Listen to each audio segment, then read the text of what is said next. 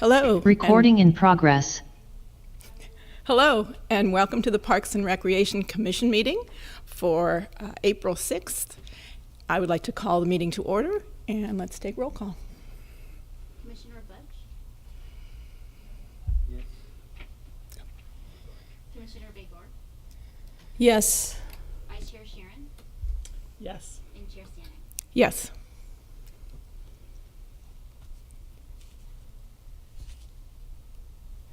Okay, let's move to the first item on our agenda, which is ceremonial matters and presentations.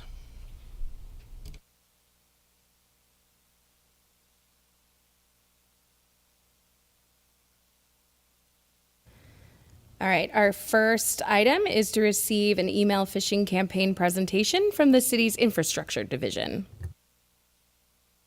Right. Thank you, everyone. Thanks for having me. Let me get this slideshow going. All right. My name is Ikram. I'm from the city IT department. I am here to talk to you guys a little bit about cybersecurity. So the agenda today is the cyber threat landscape, ransomware, phishing, malware, the city's stance on cybersecurity, and then I'll take any questions at the end. So the threat landscape is vast. I'm sure, as you know, almost anything and everything these days can connect to the internet. And as helpful as that is, that can also be an issue. The bad actors are always finding ways to hack certain things. Of course, if it's only to their benefit. But nonetheless, you know, we got phones, we got smart devices, we have cameras and all types of things that are connected to the internet. And as not only as a city, but as a person, you want to be sure that you're doing your best to keep yourself safe from data security threats and try to keep your home networks, which we all have one, safe and secure as possible. Let's talk a little bit about ransomware, malware, and phishing. And then we'll talk about public networks here in a minute. So ransomware, malware, and phishing, all these three things should be familiar. I'm sure you've heard of them either in the news or emails that we've sent, or in maybe previous jobs or other places that you may have worked or gotten training on. Nonetheless, a lot of these things happen through email. It's the easiest way. People generally everyone checks emails, and if you're not careful, you may click on something that wasn't supposed to be clicked on, and now you've gotten hacked. And that's very important and devastating at the same time. So how is ransomware, malware, and phishing usually detonated? Usually it's going to be an email that looks very familiar to something that you've received before. Sometimes it may not even be your own email account that's been hacked. It could have been someone that you know, their email got hacked. And so the bad actors will send out an email to you. And as far as you know this person. So, hey, why would this person be sending me anything that would be malicious? Well, sometimes that person doesn't know or finds out after the fact. But in either case, malware and phishing are all done through emails, right? They're done by either clicking a link, where it will redirect you to enter some information. It could be an attachment, and as soon as you open up that attachment, the attack is built into that attachment, and then it starts to hack the computer system that it was opened up on. Ransomware is often done on a larger scale. It's going to be done on organizations, because when that happens, they're coming for the money, and we're talking about tens of millions of dollars. It's not often that a single person would get hacked, unless you're someone famous, maybe. But aside from that, those are usually the more common things, malware and phishing, that you'll see, and that we'll send training out to you guys monthly to kind of keep you up to date as to your techniques and make sure that you're aware of the types of emails that can come through that look legitimate, yet they are fishy. And then lastly, public networks. The public networks, Starbucks, coffee shops, stores, hospitals, everyone has a public network of some kind, and generally they're unsecured. So you're able to connect to their network by a few clicks, you're in. No security passes, no phrases, nothing that's nothing that is encrypted or that you have to know the information to be able to get onto the network. And these are our breeding ground for cyber threats. The bad actors, you may not see them, you may not even know they're there. There are tools out there that are available to these people that can go out and sniff for public networks, and then they can easily connect to it just like you would have. But they now have tools built in as well, so they can start looking through people's phones and get sensitive information. So I always say, if you can avoid it, try not to connect to a public network. But if you absolutely have to, try not to open up bank account apps or anything that's important that has sensitive data. Keep it very, very bare minimum. And again, you can't if you absolutely can avoid it, don't. This chart here shows you the trends in cybersecurity threats and specifically ransomware.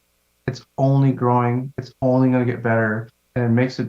And the reason it also grows is because there are unfortunate organizations out there who aren't as secure as they thought they were, and there's data that they may absolutely need that they weren't doing their own due diligence of kind of backing up, and so they've ended up having to pay the ransom.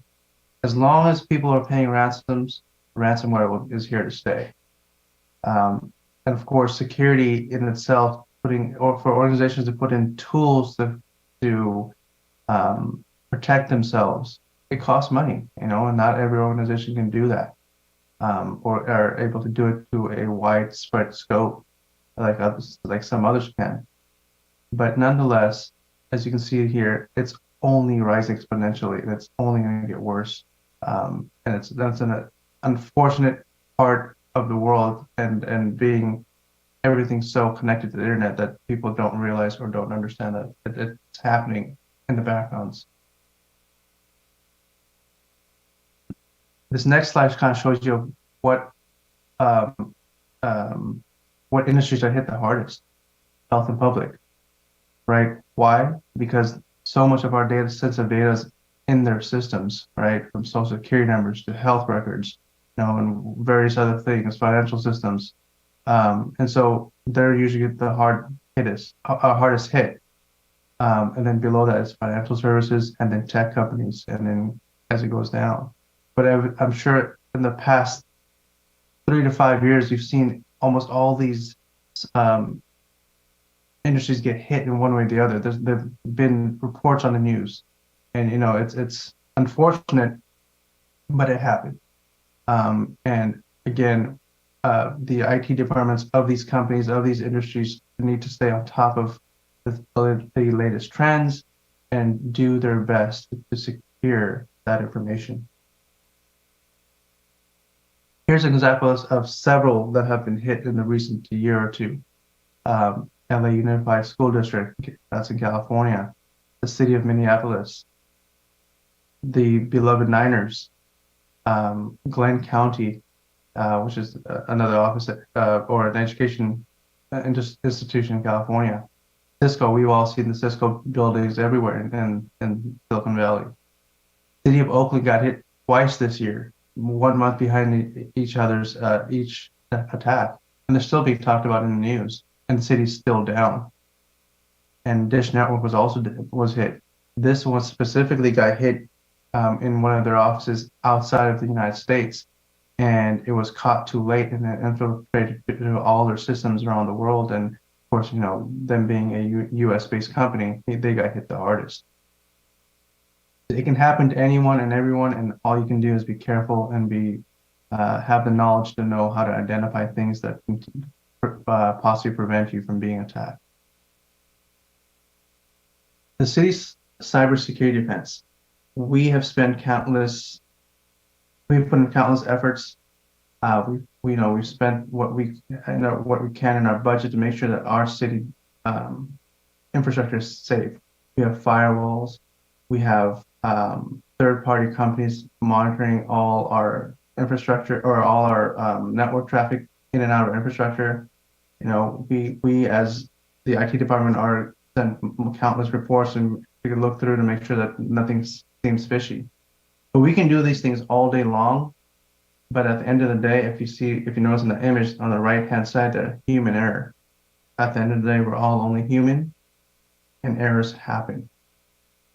And we can't avoid that. But the least we can do, or the most we can do, is train our users, our commissioners, our volunteers on how to best protect themselves and the city, like giving you ongoing knowledge, ongoing training, so that you are at least aware of things to look for when you are checking your city emails, and are able to find and look for these fishy type of emails so that you know not to click on it, not to engage. So as I said, we do training and notification. So all of you new or current should have received at least an initial training through Know Before. That is a legitimate email that if you've received in your inbox that comes from us. And that is usually a 15-minute training on the latest trends. And we urge, and it's actually mandatory for all new people to ensure that they take it. As well as on the monthly basis, we send phishing campaigns. So you're going to receive emails that may look really legitimate, but they're most likely a phishing campaign that we've put out to kind of test your knowledge and see if you're paying attention or not. And if you fail, great thing is if you fail that test, nothing malicious is happening. You just get retested or you get sent a remedial training so that you can brush up on that knowledge. And then lastly, caution banners. Any emails that are outside of the internal city of Cupertino.org emails, you'll see this yellow banner. And that should be a cue right away that, okay, first of all, this email is from the outside of the city. Let me take a look at this email closer and make sure there's nothing fishy. There are certain exceptions to that. If you have ever opened up a help desk ticket with us, we use a third party, and so when you receive a help desk ticket, it may have this yellow banner. Anything you get from helpdesk.cupertino.org or helpdesk@cupertino.org, that is going to be legitimate. So kind of keep that in mind. And we always ask, if when in doubt, please ask. You are welcome to send us an email at helpdesk, give us a call at 777-3381, or even reach out to your liaison at the city for clarification of whether something is fishy or not. We are here to help. The more we can help you, the more you can help us keeping our data in the city secure. This is a chart that we pulled off of the Know Before. You do see these trainings, the benchmark for the training. And as you can see, a lot of these emails, they've been reported, which is great. That means that you're paying attention and you're reporting it to us. There have been times, but there are certain ones that have either been clicked on or opened, and human error.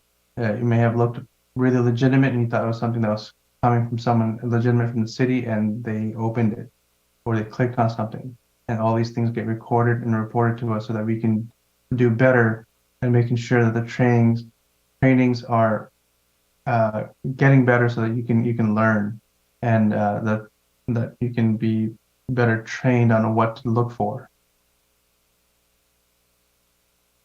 Our mission, your mission, is to be careful. Treat each email carefully. Please read it. Ensure that it's something that you're expecting. Ensure that if it's from the outside that you were expecting it, with the communications of people that you may have in your tenure, and be a cyber hero. If you feel that it's fishy, if you feel that it doesn't feel right, at the very least, delete it from your inbox and from your deleted items from the city email. You can always also report it to us, and we will be more than happy to take a look at it and make sure that it's something that is legitimate or not. But it takes all of us to ensure that we are safe. And that's kind of the end of my presentation. Are there any questions that I can answer? Thank you very much. So now we'll Sure. bring it to clarifying questions from the commissioners. Vice Chair Sharon. Thank you for that. Thank you for that presentation. That was very helpful. Something we were actually discussing at the beginning of this meeting was that we're on a public network here in Community Hall, and what comfort do the residents who are using this public network, as well as us commissioners, have that we're not being subjected to phishing campaigns, troublesome things? And if so, what can we do as residents and commissioners? So as far as the city's guest networks go, it does go through our firewall. And so there are certain things that we have in place where we are able to filter certain networks or certain connections, certain networks, certain threats. Sorry, okay, there we go. So we do our best to make sure that the traffic that is flowing through our guest network is safe enough, but of course there's only so much that we can do. It is again still an open network, and anyone can connect to it, right? It's just as easily as any other network at a Starbucks or a hospital. But you should be rest assured that at least a lot of the things we have safety blocks attached to all our networks throughout the city on the back end. That's at least filtering certain malicious things that at least if someone that's connected to our network were to start malicious activity, and it got back to us, we're able to put it to a stop on our end. But that's not to say that you, as anyone else who's connected to the network, is safe from those things, because we can't monitor what people do when they're connected. We can only monitor what's going on internally. Hopefully that kind of clarifies it a little bit. Okay, thank you. Do we have any other questions from commissioners?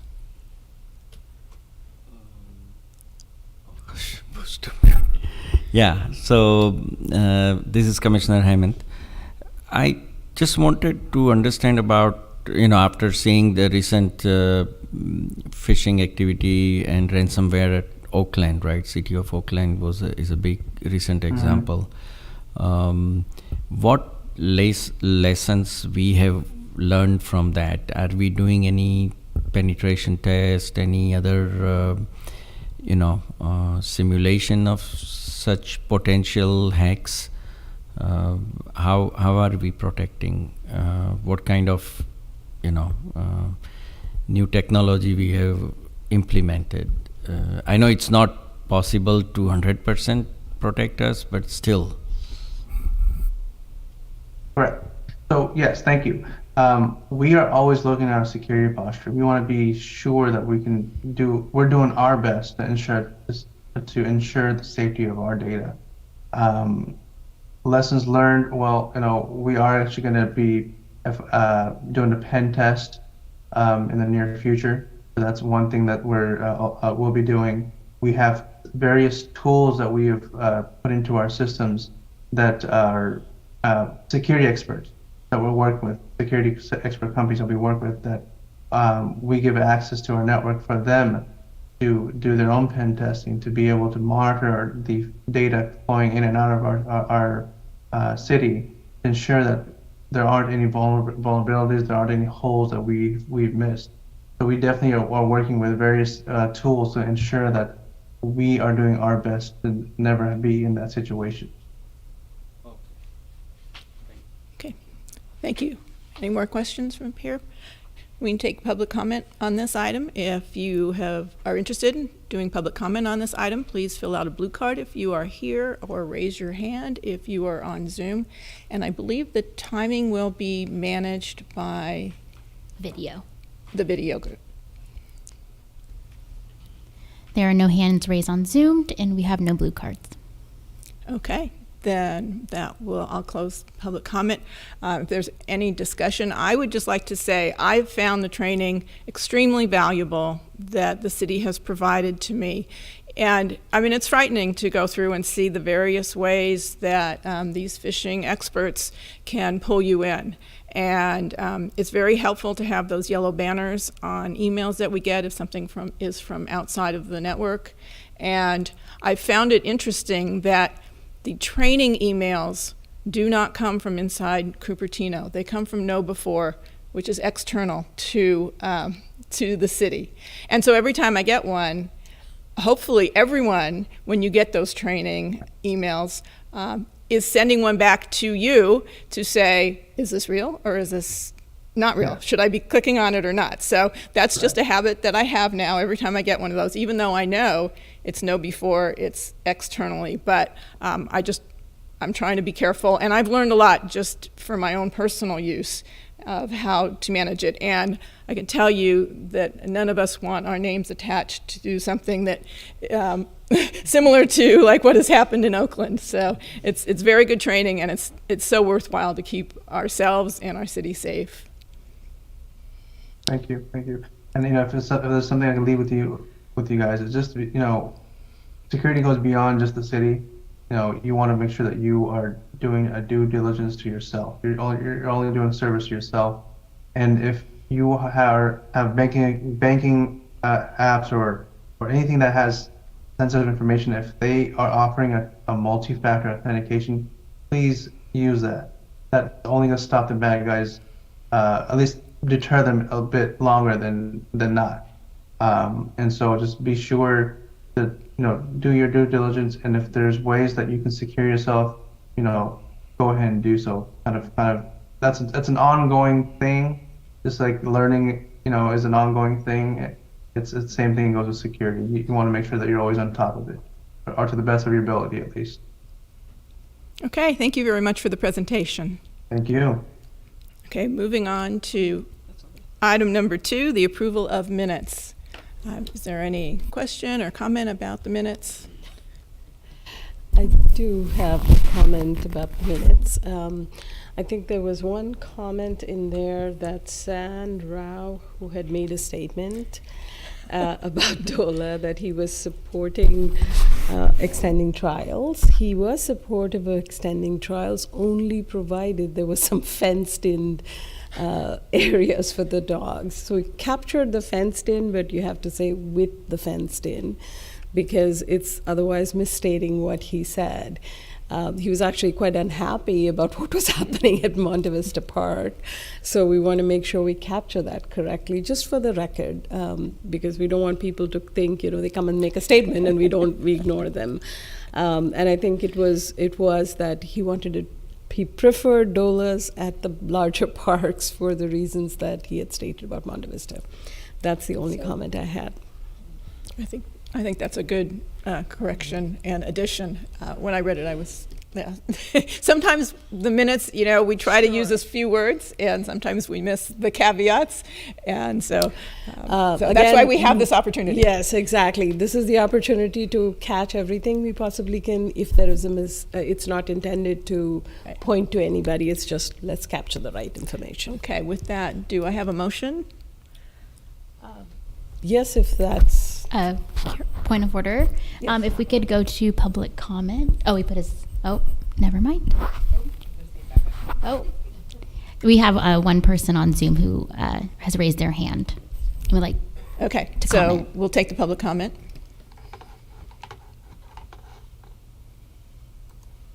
And welcome, San R. Yes, hi. Thank you for accommodating my public comment, but also thank you to Commissioner Begor for speaking on my behalf. I did send a mail on this topic as well. My comment last time was specifically that the winter hours are not representative of park usage. The regular patrons of the park are not present usually at the park because of the early sunsets as well as rains and cold weather. And so your park traffic is not representative of what conditions would be like in the daylight saving time. With that comment in mind, I had also pointed out that there was a problem at small parks. It's just not possible to keep dogs within certain areas and not in the walkways and not on the streets and not by areas where the kids are playing and so on. So I just wanted to clarify that comment. There'll be other opportunities for other comments, but I'll stop here just on the topic of the correction of minutes. Thank you. Okay, thank you for clarifying as well. Okay, now, can we have a motion on the minutes? So I accept the approval of the minutes. So what am I saying?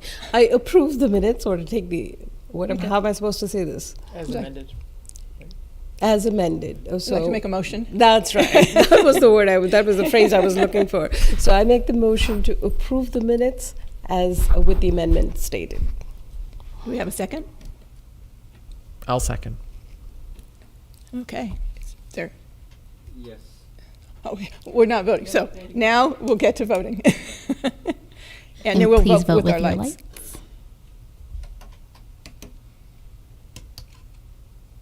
Motion carries with 4 yes and 1 absent. Okay, thank you. Moving on to postponements. I don't believe we have any postponements. And next we have oral communications. This portion of the meeting is reserved for persons wishing to address the commission on any matter within the jurisdiction of the commission and not on the agenda. Speakers are limited to 3 minutes.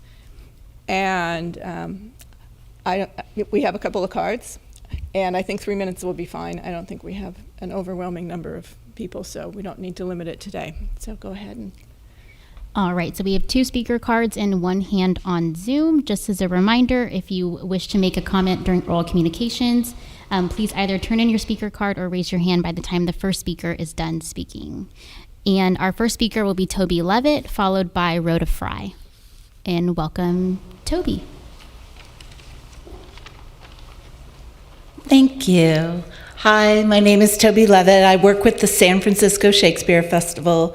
We've been performing free Shakespeare in the park in the beautiful Memorial Park Amphitheater each summer since 1995. And we've been working closely with the Parks Department to bring Shakespeare's Cymbeline to the park again this summer. However, last Thursday, park staff let me know that they were experiencing some unexpected financial constraints that were affecting both their staffing levels and their ability to host free Shakespeare in the park this summer. I'm here to share these concerns and to ask for your help in finding solutions so that Free Shakespeare in the Park and many other beloved community events can continue this summer. It is so important that we have fun, wholesome activities that help us come together to build community. Of course, if resources are getting tighter, we hope to understand the scope of issues and to have some time to collaborate and discover how best to address these financial constraints. I very much appreciate the openness to meeting and finding paths forward together. Free Shakespeare in the Park is only possible through careful collaboration and coordination.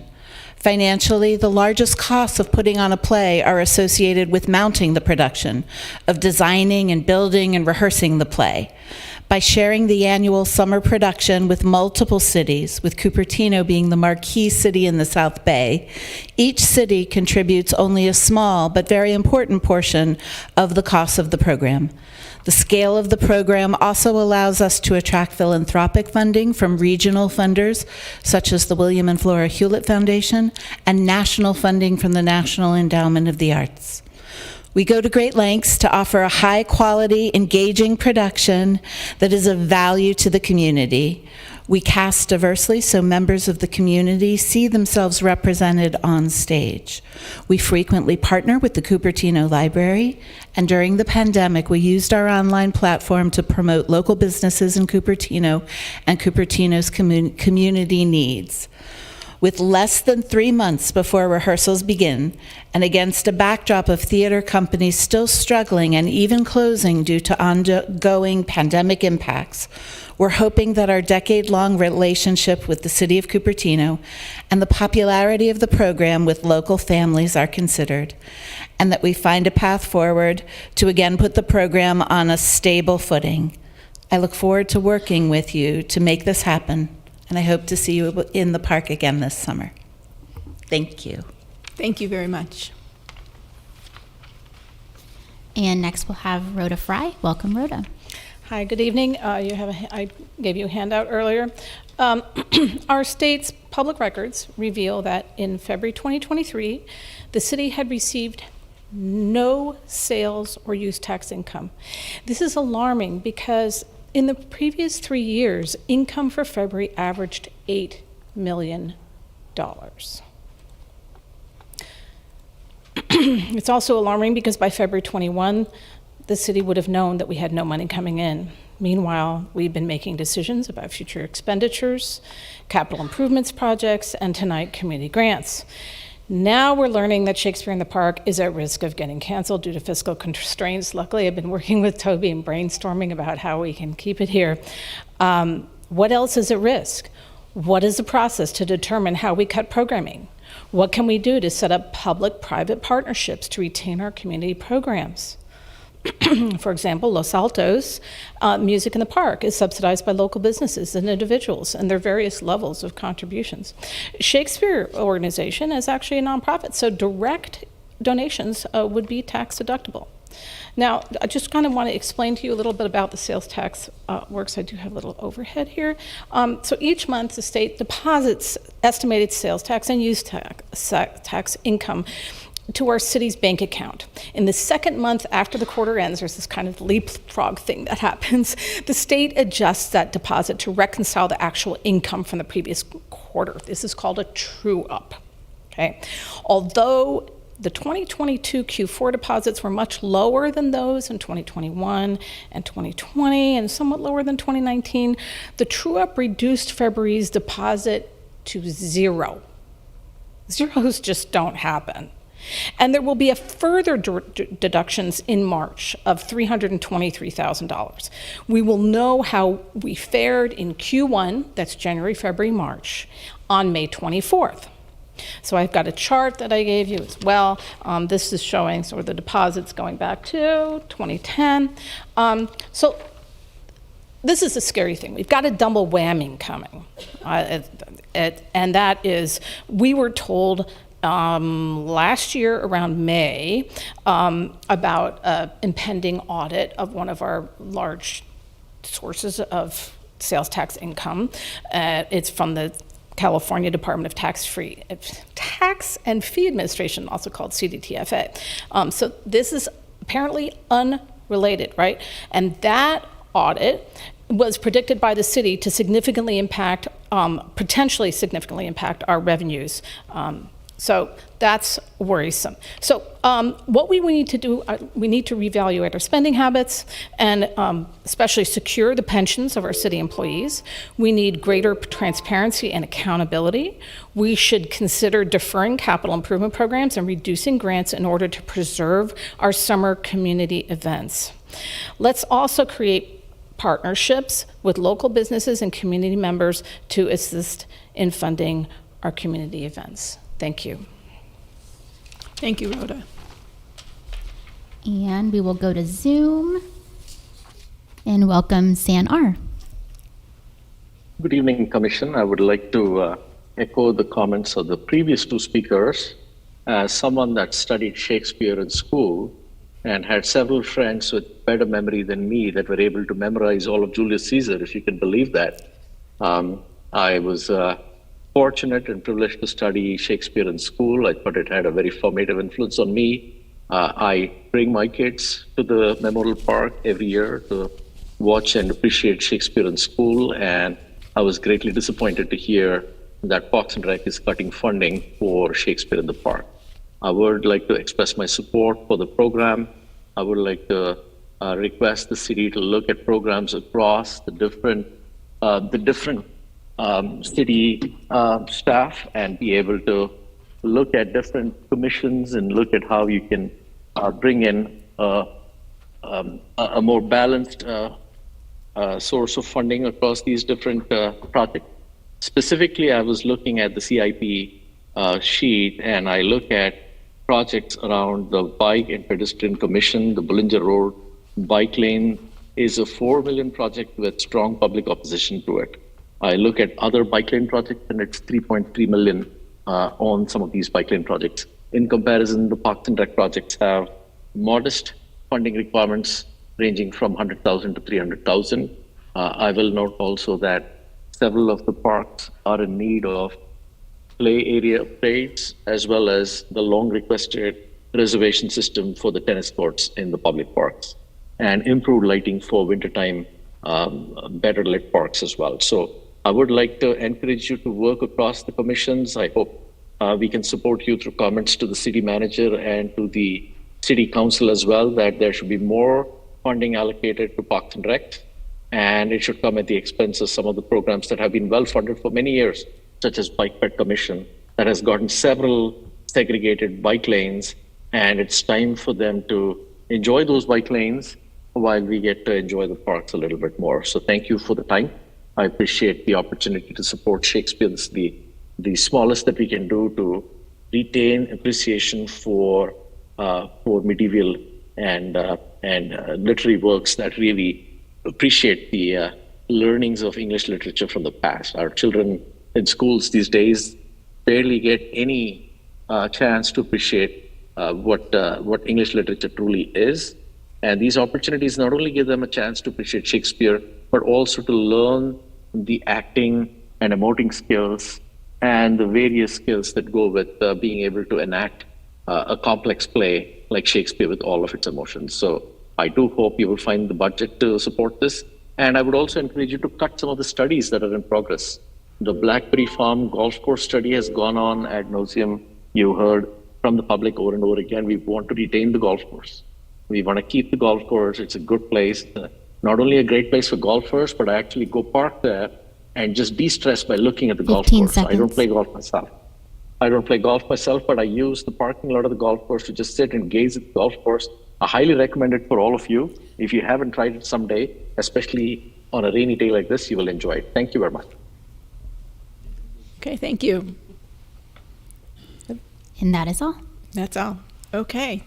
That will close our oral communications, and we'll move on to written communications. And we did receive written communications, and they were emailed to the commission, and they will be included in the record. Okay, thank you. Moving on to old business. We don't have any on our agenda tonight. No old business. And I would just want to make a comment about the oral communications, because those are items that are not on our agenda. It is not up to us to be able to discuss those tonight. It may be possible to put those on future agendas, and we'll see. Okay, moving on to new business. Item number 3, which is the fiscal year 2023-24 community funding application and evaluations, the recommendation for City Council. Thank you, Chair. I would like to introduce once again to you Jacinta Lang, our management analyst. Hi, good evening, Chair and fellow commissioners. I'll briefly share my screen to remind everyone on tonight's community funding application evaluation process.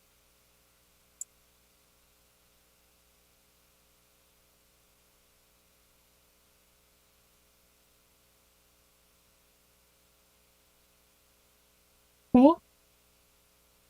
So we'll quickly go over the eligibility and then the evaluation process. So as mentioned in March's presentation, as well as staff concluded that 10 applications fully met eligibility requirements, which is reflected in the community funding application summary in attachment G. Final eligibility of the applications will be determined by the Commission during this evaluation process. To begin this item, we'll open this item for public comment. Then the chair will facilitate the eligibility conversation with the commissioners. I will then share my screen again and collect the commissioners' total scores out of 100 for each applicant. The scores will be taken in order by organization and not by commissioner, so we will go laterally across attachment E.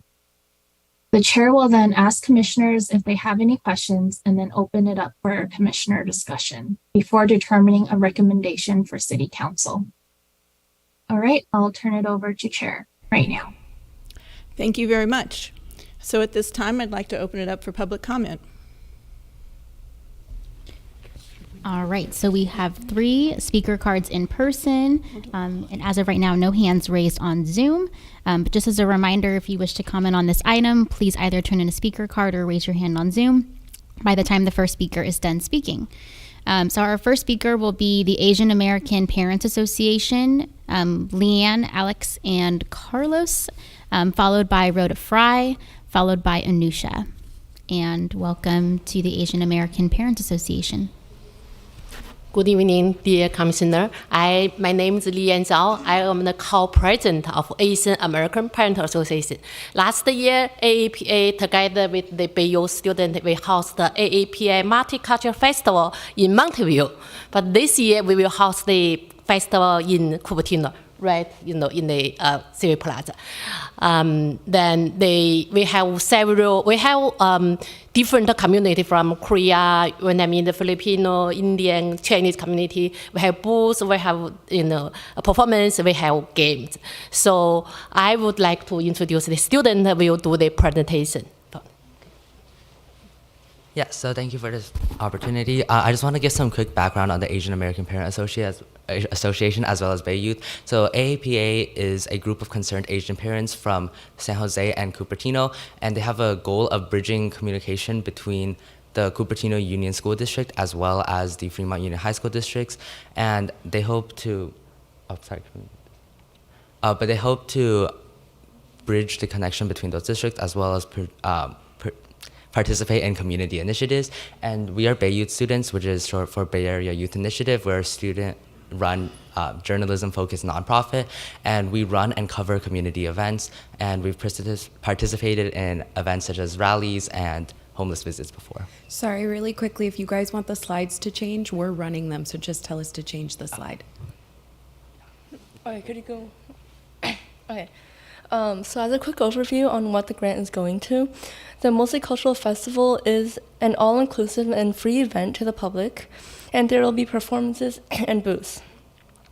The booths will educate people about their culture through visual displays, crafts, and games, and the performances will include cultural dances and songs. There will also be special panel speakers that will share their stories and unique experiences. And the community benefits will include unifying the Asian American Pacific Islander community by creating a safe and tight-knit space. And it also provides opportunities for cultural expression, such as art, food, dance, and literature. So we are asking for $3,000 to help facilitate this amazing event. $1,250 of it will go towards material costs, such needed to set up booths at the event, like tents and decorations. And then another $750 will go towards entertainment costs to invite singers, dancers, and speakers, as well as buying a new sound system. And another $500 will go towards miscellaneous costs, such as insurance, certificates, and refreshments for volunteers. So thank you so much for listening. Thank you. Thank you. So we used last month's meeting to ask questions of the applicants, and that's not agendized tonight. So the commissioners will not be asking questions tonight. Thank you. of the applicants. All right, and next is Rhoda Fry.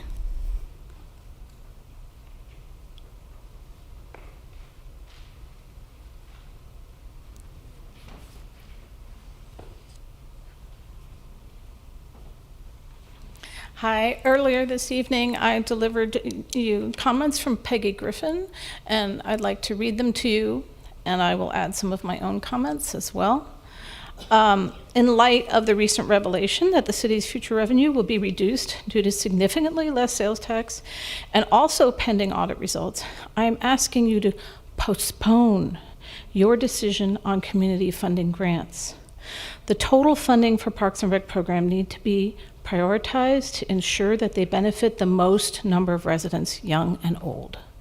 If you decide on these grants tonight, will the overall pot of money allocated to Parks and Rec be reduced by the total amount of these grants? The well-attended and multi-generational, multiracial, multi-everything program, I like how she said that, called Shakespeare in the Park, has been notified that they might not have funding. Please spend time to prioritize all of the Parks and Rec programs so that the city and its residents get the biggest bang for the fewest dollars allocated. You know, what I'm seeing right now is we're flying blind on allocating money. We need to have somebody in finance, city council, whatever, inform us what the situation truly is. I mean, I'm going in and just looking at the sales tax revenue that we're getting from the state, and that is real data. But you know, we need to hear it from our city staff and city council leaders. The other question I did have about was, you know, we wound up getting a really great paid director for the Historical Society, and that was part of our reasoning for giving money to the Historical Society, and she's no longer there. So does that kind of seems to me that it kind of changes the optics with respect to that. So those are my comments. But anyway, you will I'm guessing Peggy's comments will be part of the administrative records. So anybody who looks at them will be able to see where I've added to her comments. So this is sort of, I'm wearing two hats now. But anyway, thank you. Thank you very much. Okay, thank you. And there are no hands raised on Zoom. Oh, so sorry. I'm forgetting the third speaker card. Welcome, Anusha. I do apologize.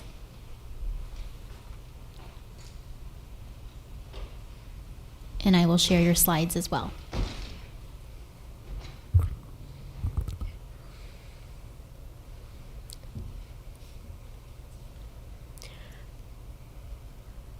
All right. Do we start whenever, or are we still waiting on the slide? Oh, perfect. Thank you.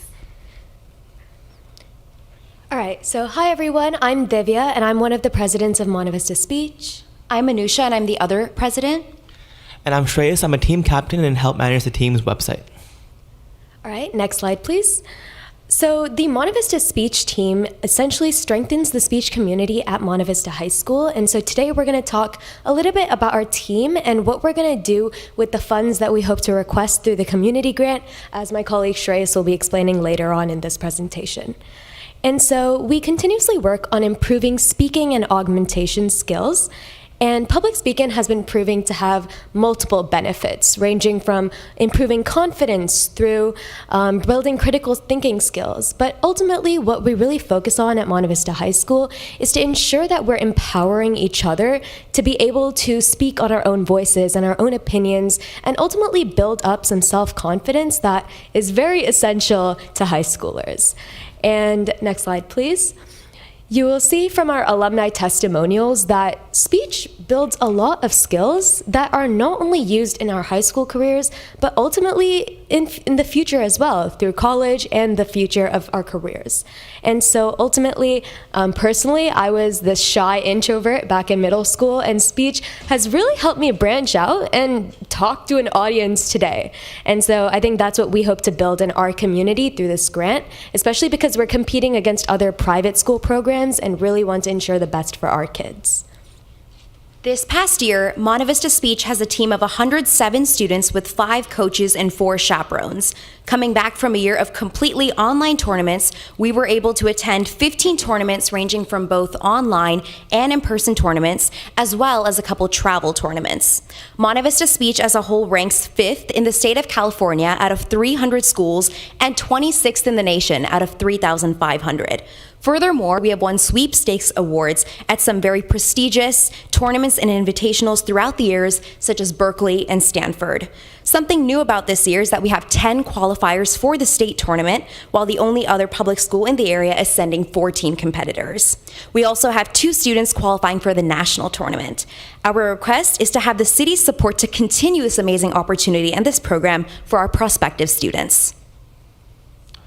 Next slide, please. Next slide. Okay. MV Speech has been a blessing for me as a captain that's helping run the team and as a committed competitor that has qualified and has placed at the state and national tournament.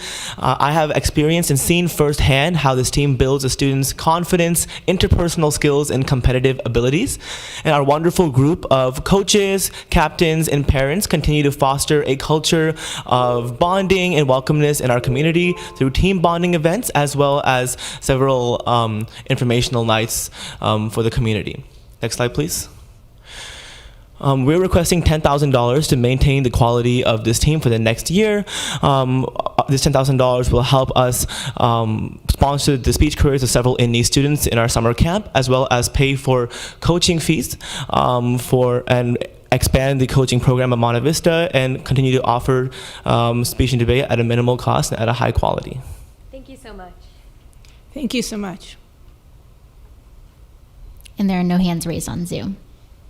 Okay, I will bring it back to, I'll close the public comment and we'll bring it back to the commission for clarifying questions. And the clarifying questions tonight, since last time we had clarifying questions regarding the applications, so that is not agendized tonight.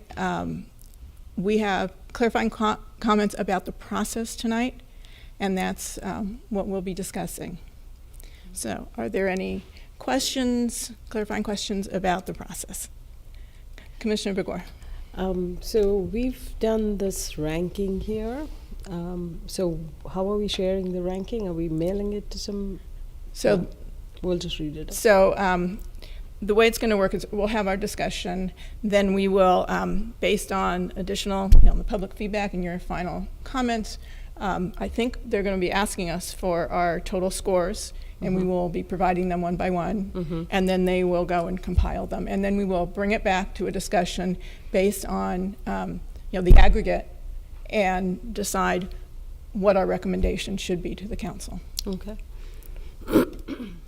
Are there any other clarifying questions about the process? No, I mean, I think that was the thing we did. I think that same question, we did rank, so are we going to discuss today, or that was the same question? Okay. Okay. The one question I had about the process was on the spreadsheet, and there is one and we have it broken out between new applicants and returning applicants. And there's one applicant, STEM Boost, I believe, who's here that has not received a grant in the past, but they are included with the returning. And so I wanted to get your feedback on that, and I had a few comments of that for myself. So our hope was to allow you to know that they have applied in the past. However, after speaking with a couple commissioners about the actual how you rank them, there are different questions for new versus returning. So we will rank them as a new person. So those 5 numbers you'll want to do for STEM Boost as new, not returning. But it was important to us that the commission know that they have applied in the past. They have not received funds, however. Thank you. But then those boxes are kind of shaded out, grayed out. Yeah, so just use those questions, but use the boxes next to them. Okay, so that's what we did. Yeah, that's what we did. Yeah, so you can just put it in. It's still 5 points, whether it's, but it's a different question. Right. No, so that's fine. It'll add up. That's fine, but you feel like, okay, that's fine. Okay. Good. I Thanks just wanted for to be fair clarification. to all the applicants. Through the chair, just to clarify, you will not be turning in your actual forms with your numbers. You will be speaking the numbers to Jacinta today as she puts them into the Excel sheet, and you will see how the numbers will add up today as we do it live. And when we give the numbers, do we try to explain the reasoning? It can go Not at on this and time. on. Okay. No, you Thank will literally just give your total out of 100. Oh, just the total. Just the total. Just the total, Okay. right. And then there will be an opportunity, once we see how the average is all, where the ranking is based on all of our input, then we can have a discussion if we believe that there's somewhat an applicant that really we have a strong feeling about one way or another that should be ranked higher or lower. So it's worth the discussion. Yeah, So it's not just a numbers game. Yeah, I think it's important to know our thought process, right? What was I thinking about some of the really brilliant projects, but my thought process about that, your thought process. I mean, I think that opportunity probably may help community as well as us to know about each other's thought process. Yeah, and it may be that, there are many qualified applicants, and our job is to see how do those applications fit with the program that has been presented to us. So it may be that there's a very qualified applicant, but it may not be fitting with the community grants so much, so that even if someone is ranking lower or scored lower, it doesn't mean that the commissioner thinks that they are an unworthy applicant. It may just be that commissioner thinks that they don't fit with this program as well as some of the other applicants. Right. Okay. Vice Chair Sharon. So just to be clear, we're going to first state our totals, and then we're going to discuss. Is that the plan? Forgive me, I'm getting a little lost. No, that's okay. So we're going to do a quick discussion about eligibility. Okay. And then we're going to look at what we've already done as a preliminary scoring, decide if you have any changes. And then once we get comfortable with where our individual preliminary scoring is, we will have the staff will ask us what our total score is by applicant. Then they will compile that and show us the results.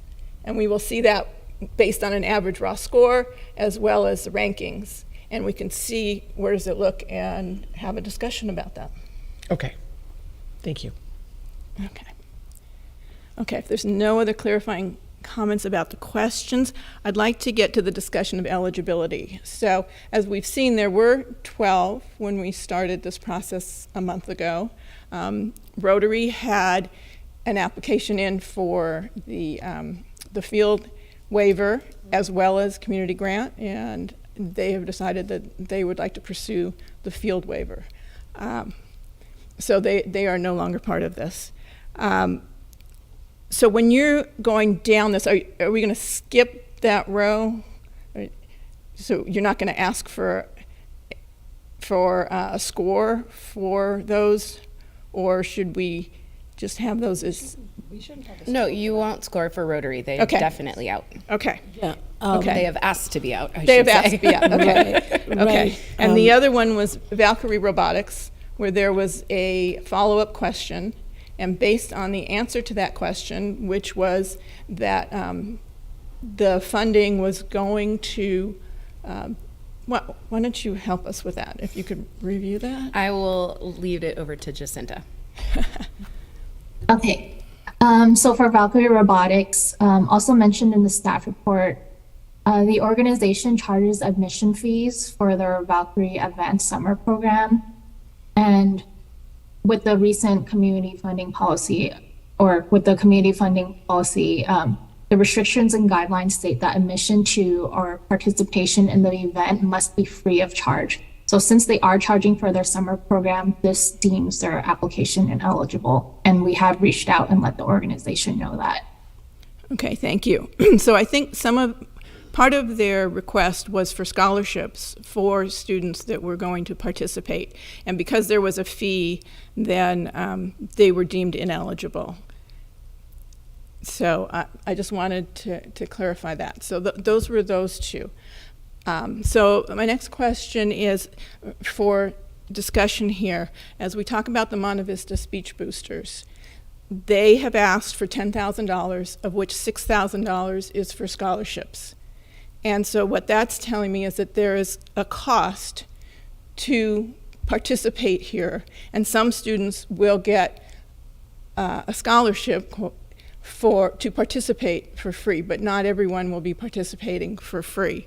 And so that made me think that I'm not sure that they are eligible given the way that they have presented this. They have said that everything is a donation. It is the parents are asked to provide a donation, but because they're asking for scholarships, it leads me to believe that it's not really free the way the program is intended. Our community grants are designed. So I'd like to get anyone else's comment on that. I think one thing we should clarify is it a sliding scale scholarship? Because when you are in this speech and debate and all this, you are traveling, you have a lot of expenses. And if there is a sliding scale scholarship, means based on the income, you supporting those activities, I don't think that's a fees. That's not fees. That's actually, because I'm associated with some organizations, we have sliding scale scholarships for somebody who has lost job or things like that. You still want to promote those activities. I'm not saying this is the right activity, wrong activity, but I'm just saying that the sliding scale scholarship is important for any organization to provide. Right. So as a the nonprofit question is, organization, how does that fit with the community grant program? Vice Chair Sharon. As a parent of a past student in speech and debate at Cupertino High School, same sort of thing as we see here at Monte Vista, I can kind of tell you how it works. For all public schools, you are not allowed to say a fee is required. You must call it a donation. However, overwhelmingly, of course, the parents tend to pay the donations, as I did, for my daughter. And the issue comes in with travel and expenses like that. And those are not covered, meaning if a child doesn't have a ride there, they can find a ride with someone, but no one's going to cover their hotel. I mean, all of those expenses are beyond what the school would kind of cover. And so I was a little just confused about a scholarship sort of thing, because typically when you do summer programs for this sort of thing, they charge students, but you're kind of charging yourself, if you know what I mean. It's a scholarship to your own program. So typically when I think of scholarships, I think you give a set amount of money and then somebody spends it somewhere. But this scholarship doesn't seem that way. It seems like you're allowing people to go free to something that you're already putting on. So it's a little bit different.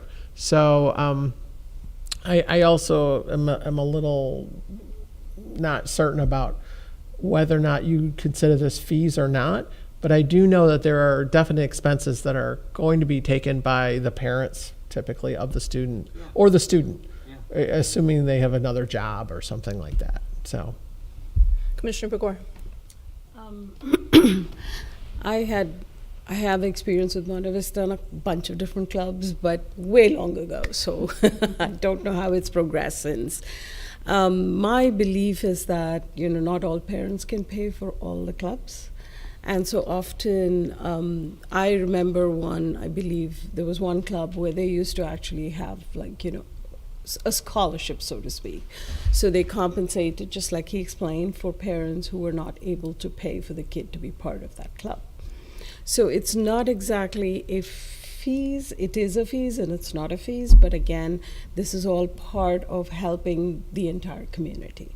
So my take on this is because they're not really charging for the event itself, and that's the criteria we have defined here, charging for the event, and we're not charging for the event. So this is to help the kids. Maybe we can be clearer next time so we don't have such ambiguities and we can ask these questions up front. But we've come to the point where the staff believes they're eligible. We kind of have to trust that the homework has been done. But I do believe that in this case it's probably helping for the entire club. and being able to let a lot more kids participate. So the $6,000 there, once whatever money is available, then the next kid that can't pay might not be able to participate. So the answer is it's not really free. There are fees that are going to have to be paid, maybe not to the club, maybe to tournaments or other places. So, sorry, Vice Chair Sharon, go ahead. So perhaps perhaps Commissioner Belger could explain about how in your clubs that you had experience with, that they identified students who had these needs, because that's I'm not clear on. Okay, so I personally was not involved in figuring out the actual student who required the information or the help. So the school has a advisor who's involved in all of this, and the children have the right to go up and talk to the advisor and explain their situation.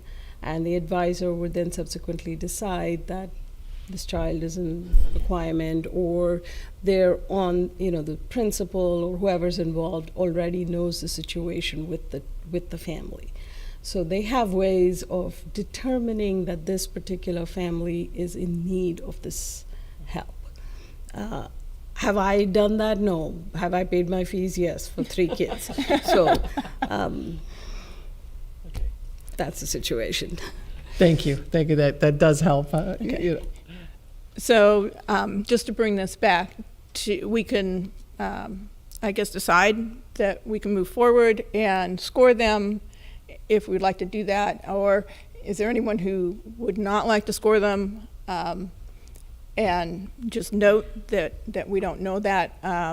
We were not able to ask questions because they did not come at the meeting last time. No, I think I would score them. I'll score them. I agree. Yeah, I'm fine with scoring them. Okay, good. I'm glad to hear that. I guess just based on your concern as of this time, next time onwards, we will request all of them that if they've made a community grant application, to at least have one person come up and stand up there and make the real request. Okay. So are there any other comments on eligibility of any of the other applicants? Okay, I don't see any. And so I guess now what I'd like to do is we'll have everyone look at your scoring and decide if you want to make any adjustments, and we'll maybe take a 5-minute break for that, or are we going to have a couple of breaks? Because we need to finish our scoring, and then you need to, you're going to be ready to go. Okay. Do you want 5-minute break to do your scoring, and then they'll ask us our scores? No, I'm ready. I'm ready with my scores. I'm ready. Okay. Emmett, you're ready? Yeah. Okay. Did you have another question? I had another slightly different comment. I don't know if this is the time and place for it. Okay, so we are going to get to discussing each applicant a little bit later. Not the applicants. It's not the applicants. It's not even the process. Yeah, okay. It's just Let's see where given it the goes. information we have. Is the community grant something, this is really a question for the director, is the community funding something that comes out of the Parks and Rec budget, or is it a separate budget that the city allots to us? It is a separate budget item. It does not come out of Parks and Recreation. So technically, even though we may list everybody and do whatever we want to do, which is our usual process, the city council can then decide, oops, we don't have the money, or Yes. they can say we'll only take this. I Yes, just want all to be clear final because decisions will be up to council on what they decide to do. okay, the reason I asked that question is because there was a concern about, if we're getting zero revenue, where the heck are we spending money from? So I want to be sure that we address that. Yeah. I think when we get down to our recommendation for council, we can certainly have that discussion. I do have a. Okay. Vice Chair Sharon. So one of the things I noticed as I was going through over and over the applications is that we have these specific evaluation criteria, and I hope that it was provided to each of the applicants. But I'm wondering if there's a way in the future to make it more clear this is what they're going to be evaluated on. Because sometimes I found that I didn't have, they probably know it in their minds, but I didn't have the information that I needed. So therefore I had to go based on what they gave me. So is it maybe in the future, is there a way that we can make sure that they know what we're going to be scoring them on? So the evaluation criteria is in the policy on the website and told to the group. So it's very out there. There was a policy change, obviously, this year. There was a subcommittee of City Council that did update the policy. So I do believe that some of the returning applicants may not have noticed that there was a change. However, we are always happy to send out more information whenever we can. Okay, so that clears up my question of they had it all. If they chose to respond to it or not, I guess that's on the applicant. Okay, thank you. Okay, if we're ready, then we'll let staff collect the scores. All right, back to Jacinta.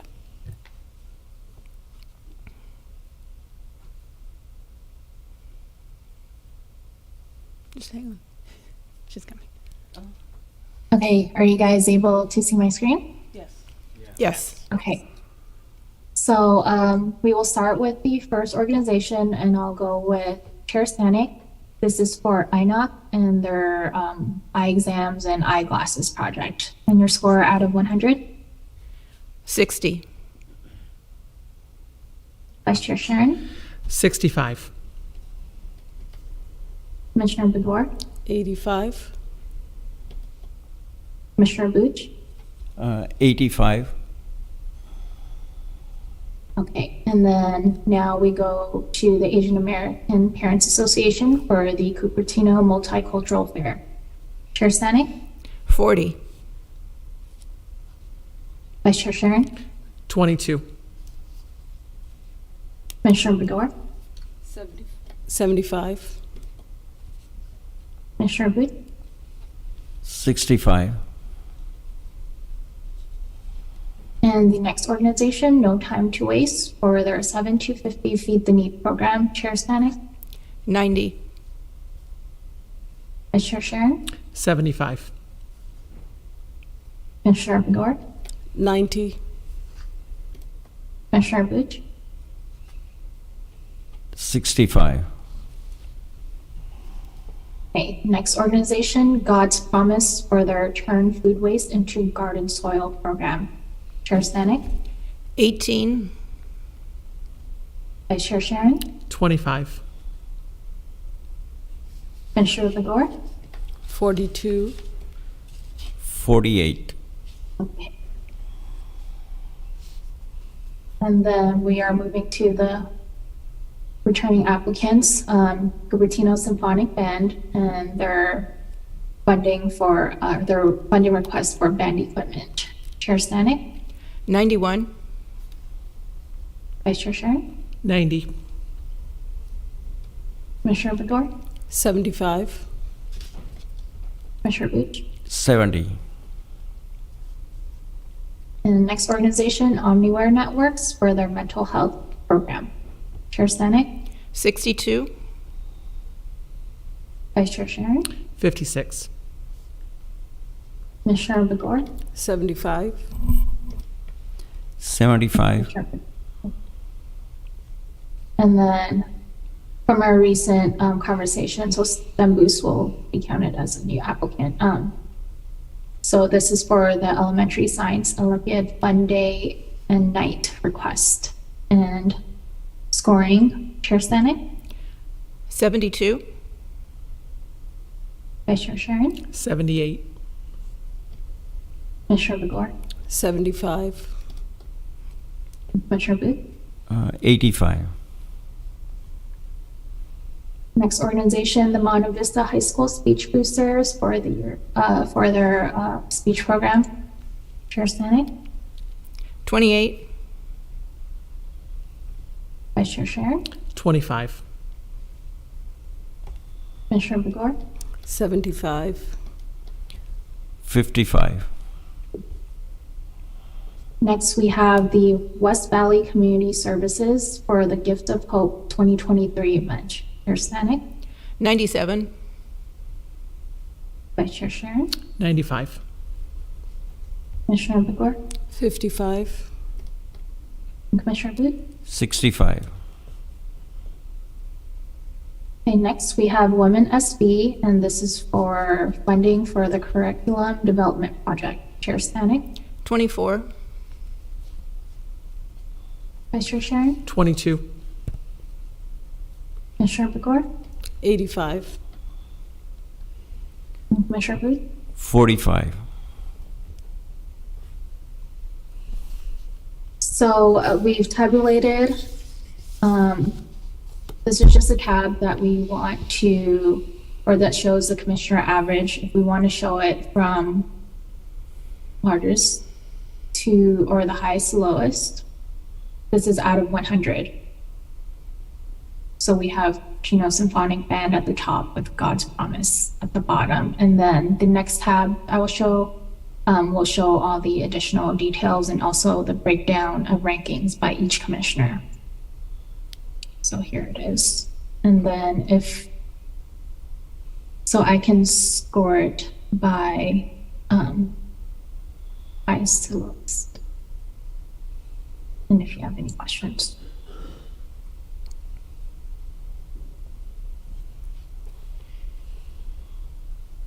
Is it possible to show the comparison, just like column K on this one with on the other worksheet by the raw score, so we can see, like, are the top 3 the same, the top 4 the same? I mean, it may be that they're very close. I think my quick look is they're pretty close.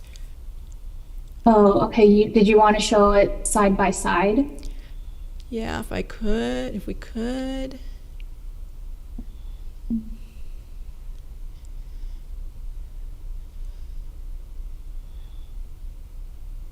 See if I can do it. All right. So on this one, we've got commission ranking. Those are just going 1 through 10. On column H, that one's that's looking odd to me because it's just like in something's going on there.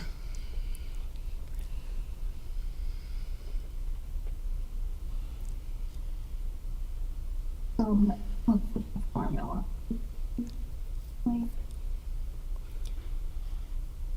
I mean, maybe if you just add a column and to the next slide, and we could add the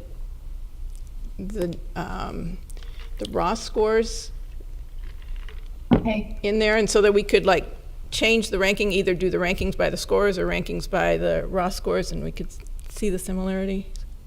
Does that make sense? Did you want the scores for each commissioner or just? No, I'd like the average. I think. Okay. Yeah, just the average. Yeah.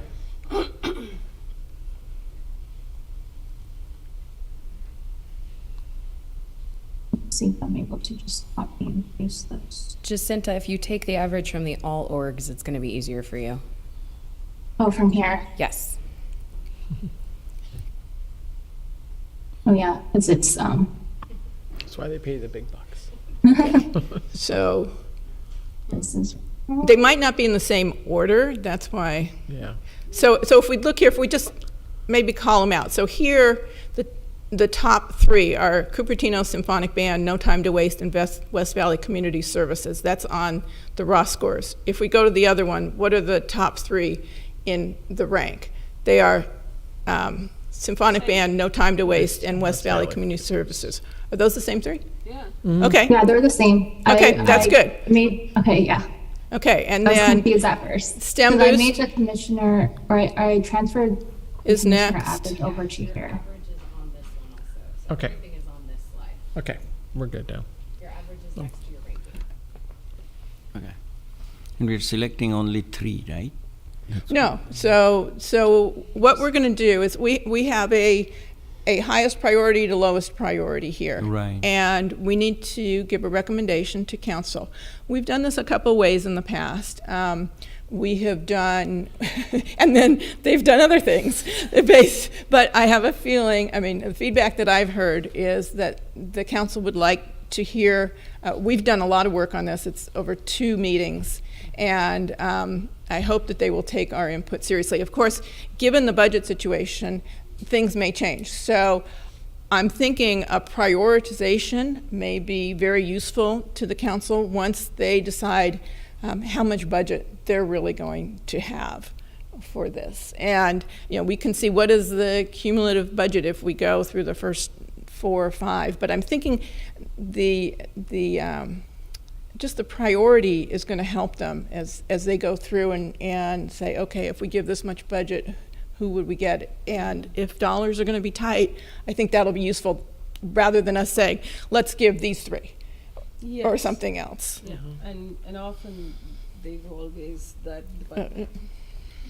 often the budget has always been a sliding scale. So it's useful if you give them a little bit more, and they can do what they want, which they will. Right. And we can also suggest a slab, right? That, hey, do we need to consider 10K, or do we say, max out at 5K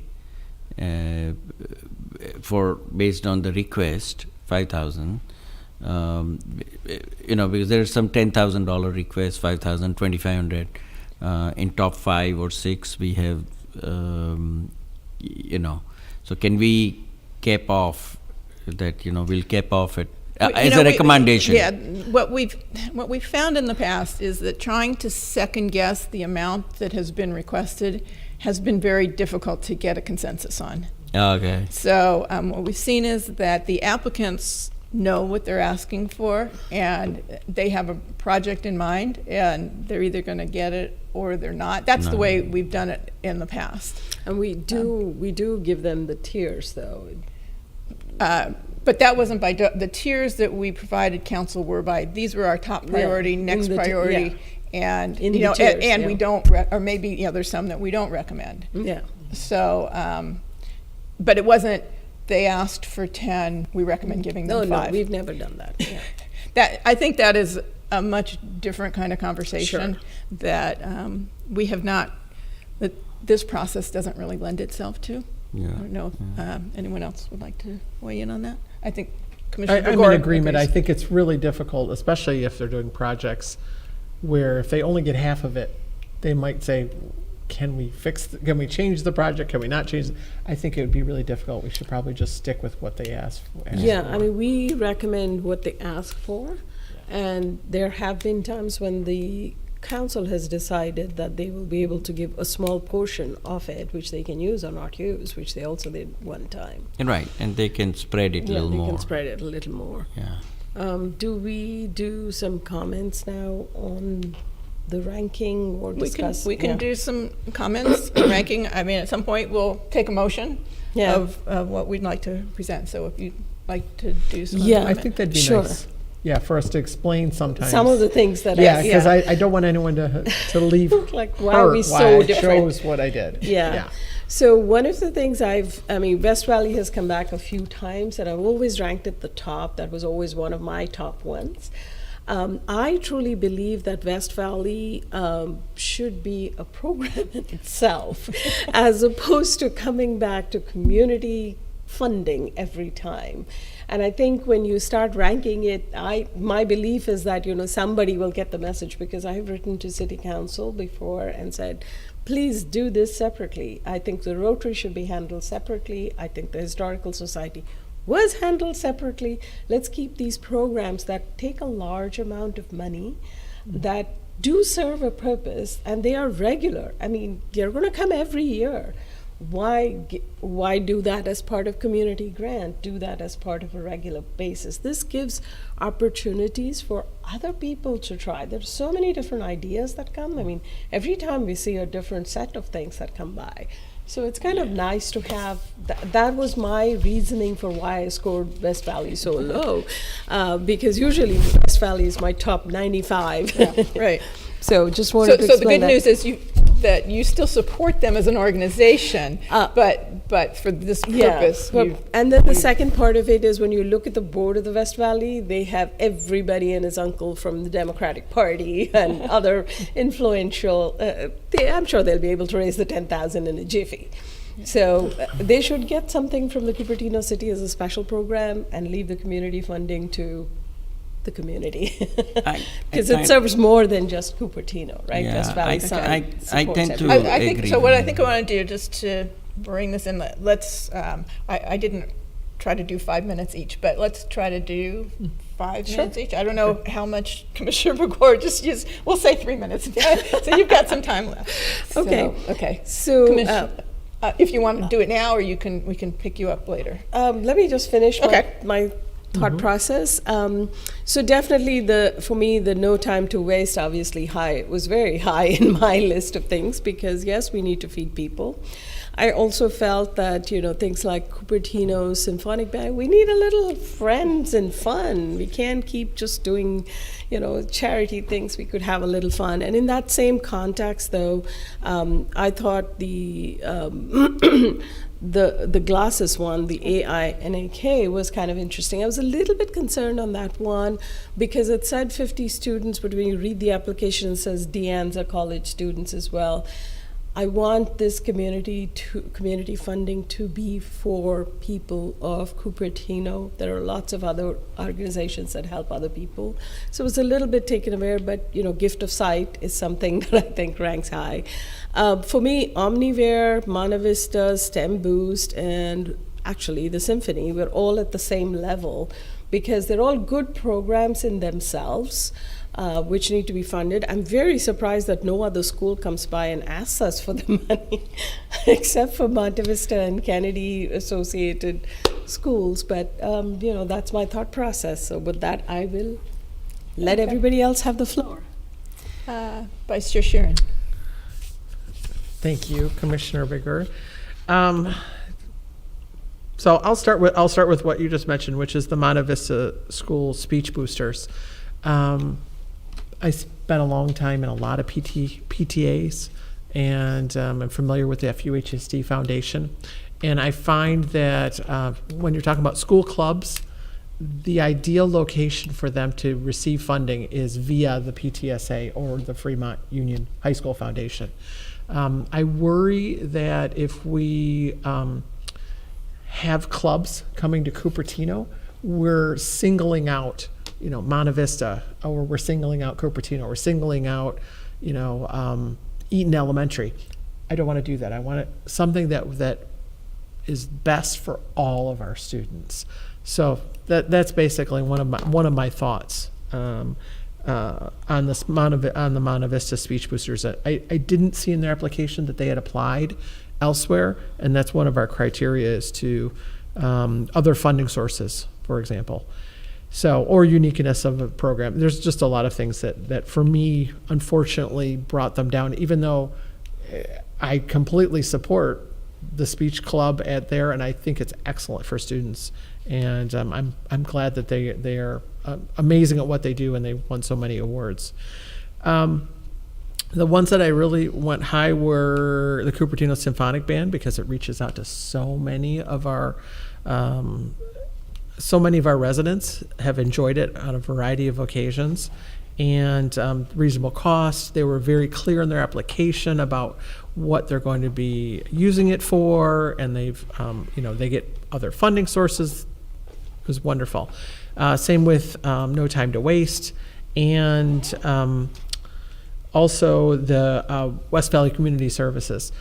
I see what you're saying, Commissioner Begor, about maybe making it a continuing item, but unfortunately it's not right now. That would be up to the council to do. I can only work with the information that we were given, which is they need money, and it definitely meets all of the criteria that we have for evaluation. Also high was STEM Boost. I think that they have a real demonstrated ability to do this program, and I think it'll be very appealing to a lot of our students and parents. Just to go back to some of the other ones that I didn't rank as highly, I have a lot of concerns financially about Women SV. They did not tell us what they did with their last couple grants. And we're really not clear about that, as well as some of the information that Rochelle has shared with us as well about their financial dealings. It makes me very nervous about that particular organization.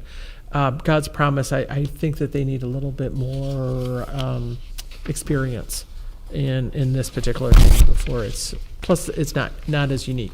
And then the last would be the Asian American parents. I love the idea of a parents group.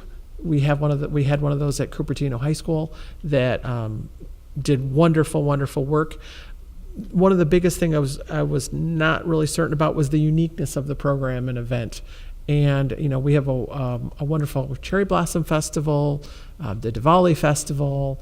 We just have a lot of different festivals here, and I don't know if this is anything particularly different from what we have right now. So one thing I would encourage all the applicants is to really look at the evaluation criteria and speak to those specific questions, because I think that will make your application a lot stronger.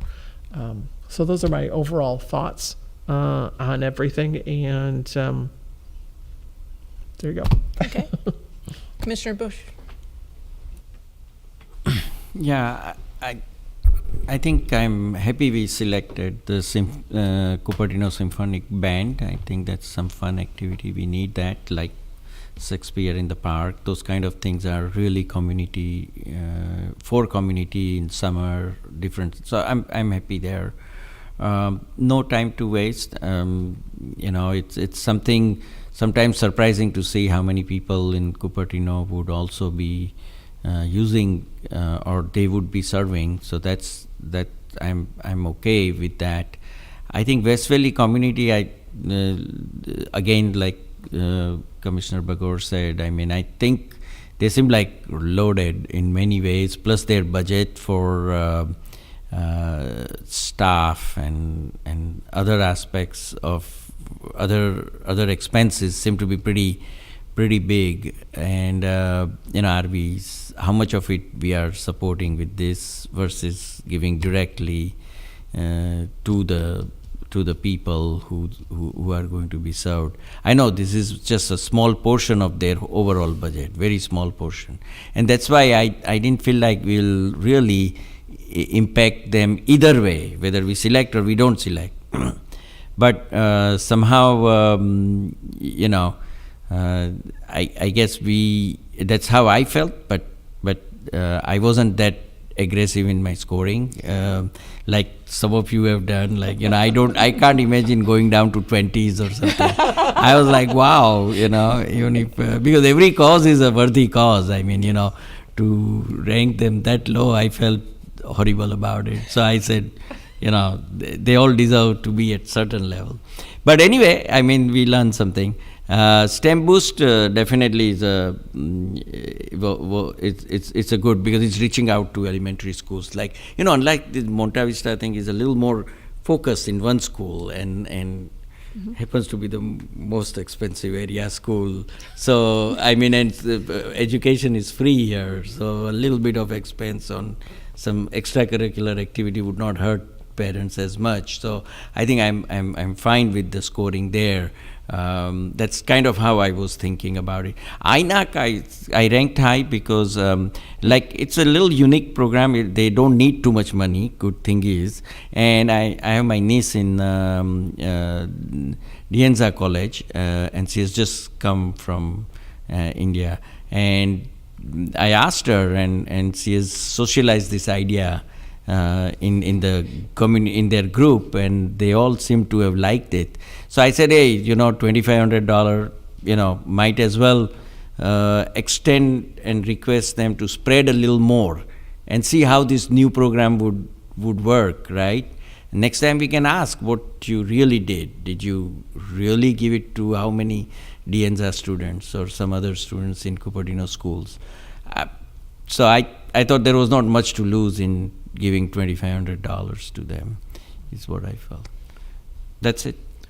Okay, so my thoughts are very similar to a lot of yours.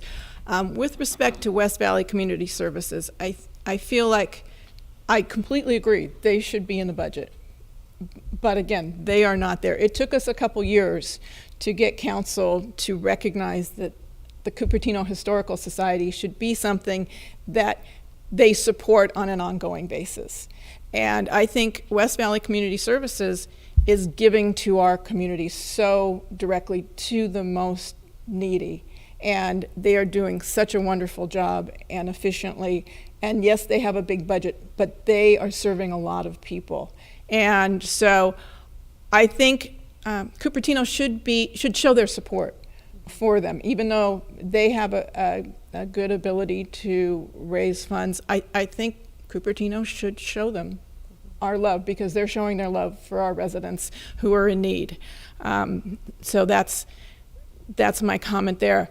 The symphonic band, I think this one, as well as a few others, it's the kind of thing where we're getting a broad audience for not a lot of dollars. And I think that was brought up in the community comments today, is can we be giving money where it's going to benefit our residents? And I really was looking for resident-focused programs, and the symphonic band is definitely one where, yes, they will have these instruments and they will give their concerts to us, and we all need that. The No Time to Waste, that's the food, they're getting the food waste and providing it to West Valley, which it makes so much sense from an environmental perspective, as well as helping those in need. And it's not, again, not a lot of money. They are doing a lot of fundraising themselves, but they're looking for some partners, and I think we should support that. The STEM Boost, I think they have. They've gotten money. Have they gotten money before? No, they haven't. But they modified their program based on the requirements. And I think they've come back with something that fits our requirements better. And that's where I say, we've been given criteria to look at for this funding. And if it's ranked low, it's not that the organizations are not worthy. And I hope that no one takes that away from the way the scoring was. It is, in the view of the commissioner, how it fits into the program. And so that's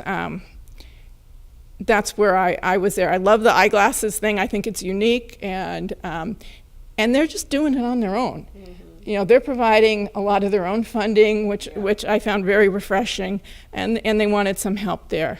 The Omniware networks, this is, they're going to help go do some outings for seniors, and it's going to be free. We do have a program very similar that I learned about at the volunteer lunch through the senior center. But so it doesn't hurt to have a few more opportunities for seniors to get out on these kind of outings. So I like that a lot. So yeah, those were the ones that I thought really fit the best with what I've seen for what the council is looking for in community grants. Can I make one last comment? Sure. Vice Chair Sharon. I just want to say thank you to all my fellow commissioners. I really appreciate hearing why you voted the way you did. It really helped me, so thank you. I guess one more comment about Women SV. My concern about that one was that it was not specifically related to Cupertino. And so that was a big problem for me with this amount of money. It was it's the top amount that we even give them an opportunity to ask for, and it was not identified at all really with our local community. And so I would love to see there are women in need, but this one did not demonstrate that it was for our community, and that's a lot of money. Yeah, I just have one comment, a couple of comments actually, if you don't mind. Sure. The women in SV, I would say I did get carried away a little bit. I was like, there aren't enough gets your women's heart, organizations that do good. So yes, it's okay that it benefits other people, but that was one. Just with, I mean, I'm not necessarily partial to Monte Vista, but there are people in trouble in all areas. Just you know, 100%. so that's kind of where I came from with all these. Okay, so I'm thinking, could I have a motion? I'm thinking if we want to provide the priority and, you know, with a line that say these we definitely have a strong recommendation for, these we have a No recommendation. no recommendation.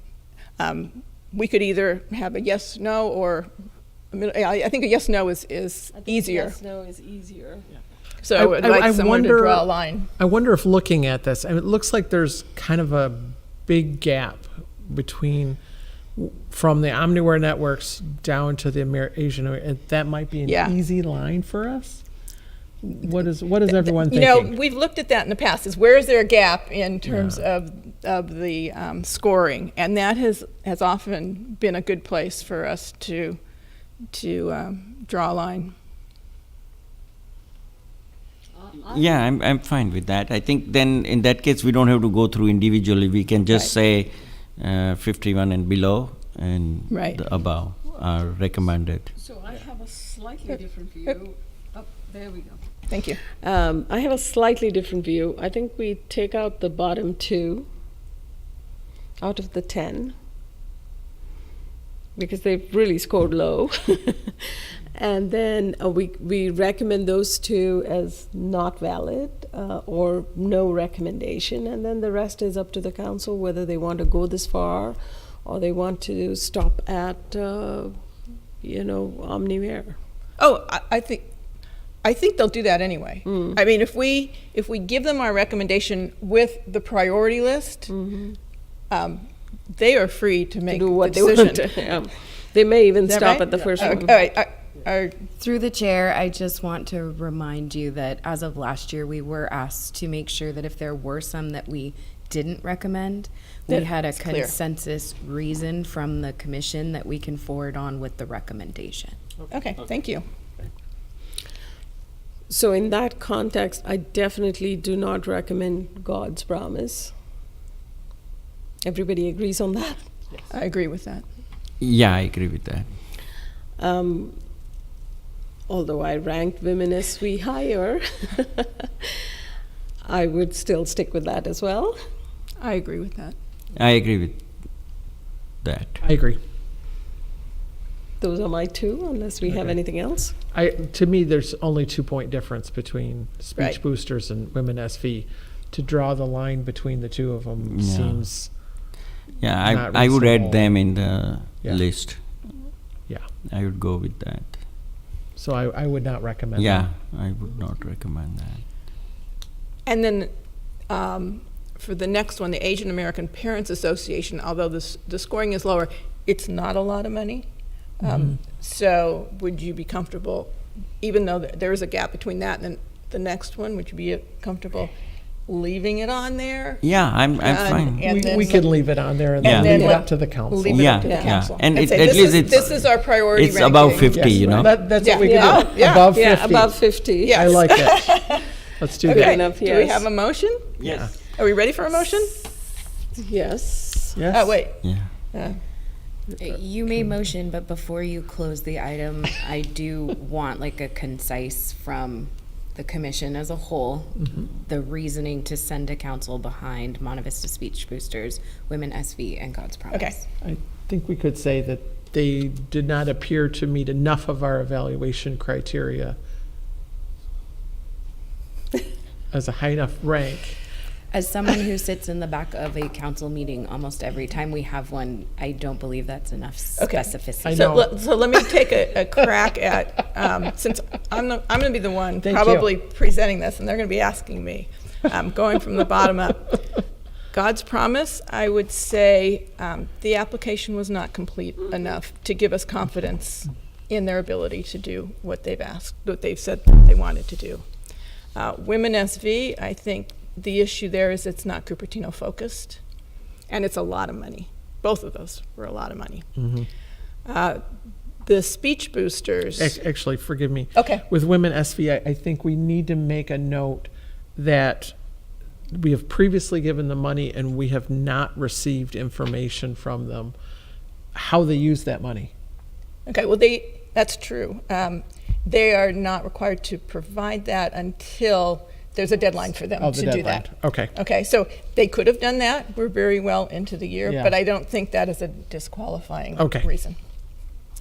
Okay, and then there's speech boosters. And I think what I heard from my fellow commissioners is that it was too focused at one area school and not broad enough for the community. Okay. Since I'm going to have to be saying the words. Yes. Most Yes. likely. I wanted to just cut off the last two just because, Microphone. Oh, yeah.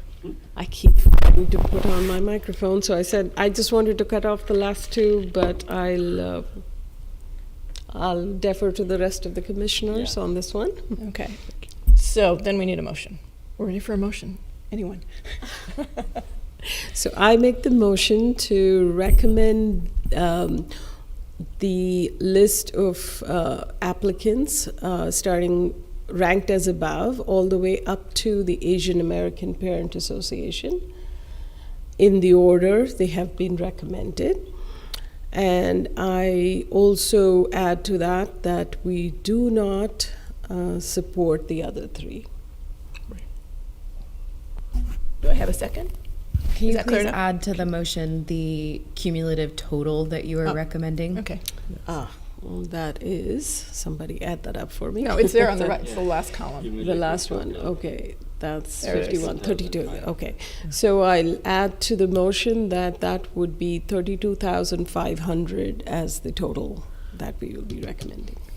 Would you mind reading out the motion in its entirety? I can try and say it again.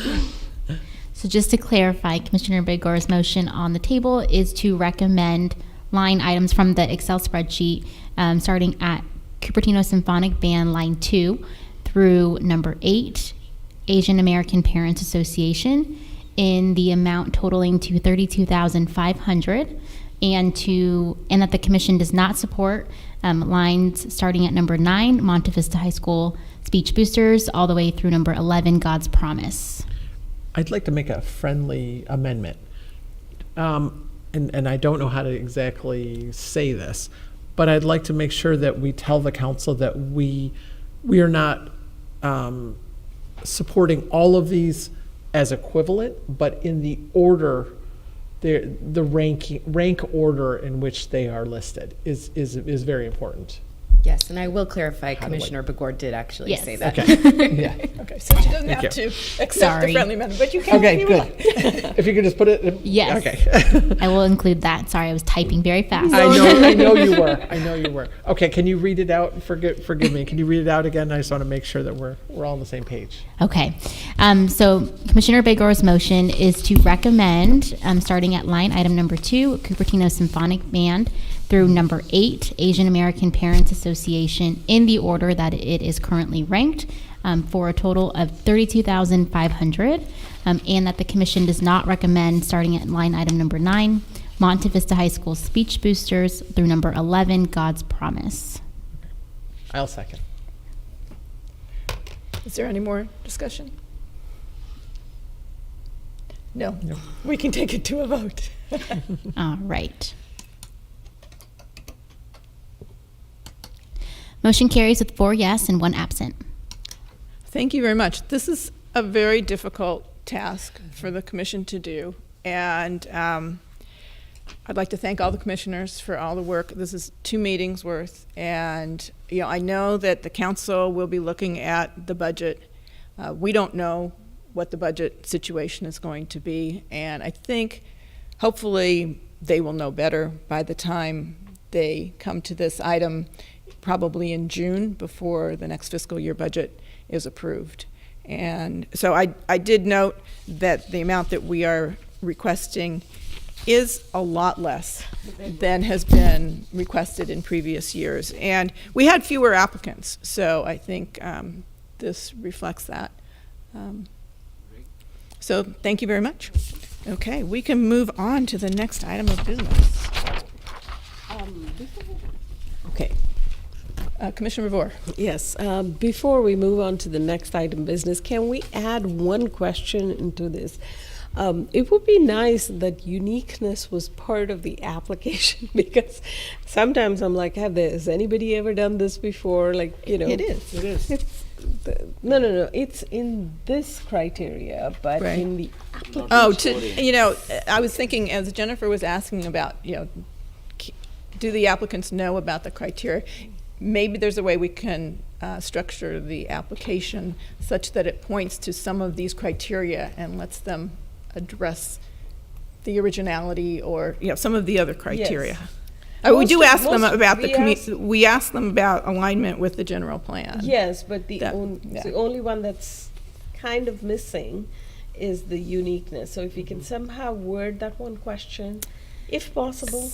Staff will be taking a look at the application based on the updated policy. However, the update to the policy was about 2.5 seconds before this went live this year. So we weren't able to do it for this year, but that is in the plans for next year. Terrific. Excellent. Thank you. Okay. Item 4 on the agenda, consider canceling the July 6th Park and Recreation Commission meeting. Director. The only thing I'd like to state on this is that it definitely has to be council due to council has moved their meeting to July 6th. So we get bumped. But also that normally we would cancel our July meeting due to what the Parks and Rec department is usually going through at that time. Yes. So were there any clarifying questions? No, it's pretty straightforward. Do we have any public comment on this? There are no speaker cards, and if you would like to comment on this item, please raise your hand on Zoom. And no hands raised. Okay. Do we have a motion? I'll motion to cancel the July 6, 2023 Parks and Recreation Commission meeting. Seconded. Okay. Is there any discussion? The only comment that I would make is, to the extent that something comes up that we really feel we need to have a commission meeting about, we can call a special meeting in July at a time convenient for staff and the commission. So with that, let's take a vote.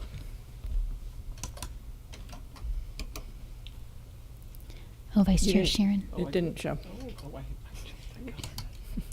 Motion carries with 4 yes and 1 absent. Excellent. Okay.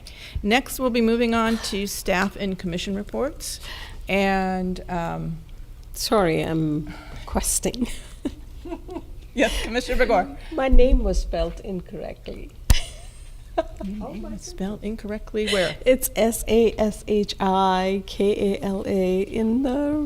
in the voting thing, and I just saw SHA, so. Oh, instead of Sashi, it's Shasi? That's okay. Okay, that's just administrative. Let's get that correct. Oh, and it just. Yes. Yeah. Awesome. I will let video know. Okay. Hamed? Okay. So I think he's just going to get a glass of water.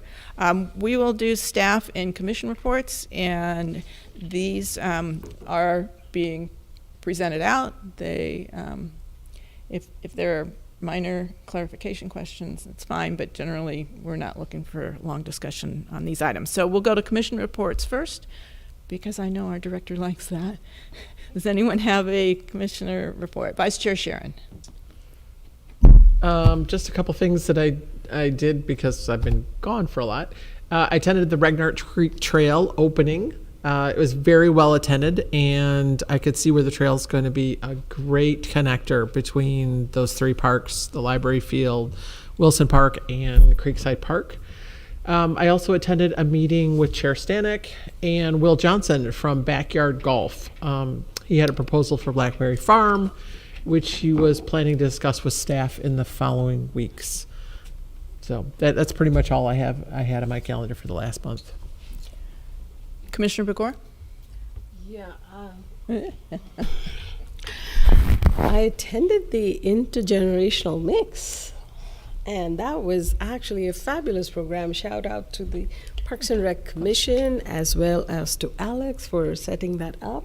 It was very well received by the seniors that attended. It was well received by the teens that attended. That was very interesting to me. I really enjoyed. They were really participating. They actually have worked with they've got some relationships with their grandparents, you could tell. So they were very comfortable sitting at the table alone with a bunch of seniors, which is very interesting for teenagers to do, which is sort of rare. The hula was fun. And bingo was fun too. I got a prize even, but I gave it away to one of the kids who I thought would use the diary much more than I would.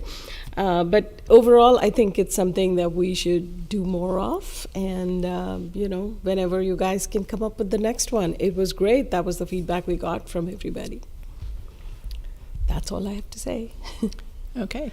Commissioner Bush, anything to report? Well, I supported the Holi festival. Supported by buying a space and attending for a short time. But yeah, it was really well attended, and I could see very positive, vibrant, colorful environment there. Great. Thank you. I attended the Mayor's Crest Award meeting where the Crest Awards were determined, and those are not announced yet. So if I tell you, I'd have to kill you. So those will be coming out shortly. I attended the Senior Center Volunteer Lunch, which was delightful. Amanda Huey did a wonderful job with the theme of intergalactic space. I don't know what I don't remember the right words, but it was very fun. They had 3D vision goggles and games with, arcade kind of games, and the food was wonderful. The entertainment, they had a magician come in, and he was really very good, and he had that crowd going. So it was a very nice way to thank our volunteers at the Senior Center, and I was glad I was able to be there to thank them as well. As Vice Chair Sharon mentioned, I was at the meeting with Will Johnson from Backyard Golf. I was not able to go to the Regnite Trail opening, but I did go down there a couple days ago to walk it and to see how it looks. And it looks beautiful. I did notice I was surprised, it's dry now because the rains have gone, but I did notice there was one rut where a bicycle had been. And so I was concerned that if we have more rains, that's got to be tough. We got to make sure we don't get ruts in it. And I was surprised to see that, being that it was so soon. And there is this smell that has been reported between Blaney and Wilson Park. And yeah, we need to figure out what that is and hopefully do something to get rid of that. I attended and watched, I didn't attend in person, but I participated in the council meeting this week on the work program. And I attended and I spoke for myself, but there are a number of items on the work program that are very high interest to the commission. One is the DOLAs, that they have proposed staff time as well as amenity dollars out of our park amenities budget. So I think they heard that here in our commission meeting. So I have to thank staff for hearing that. They also proposed a feasibility study for recycled water that would affect Blackberry Farm Golf Course. And so, that's a high dollar ticket item, and council's going to have to decide. It seems to me that we need to know if we can do recycled water before we decide what we're doing with the golf course. They also have an item that's the commission governance update to align with the new council handbook. And so I think it's really important that the commissioners all understand the handbook, and it will be updated so that we're in alignment with council on that. So I was very happy to see that.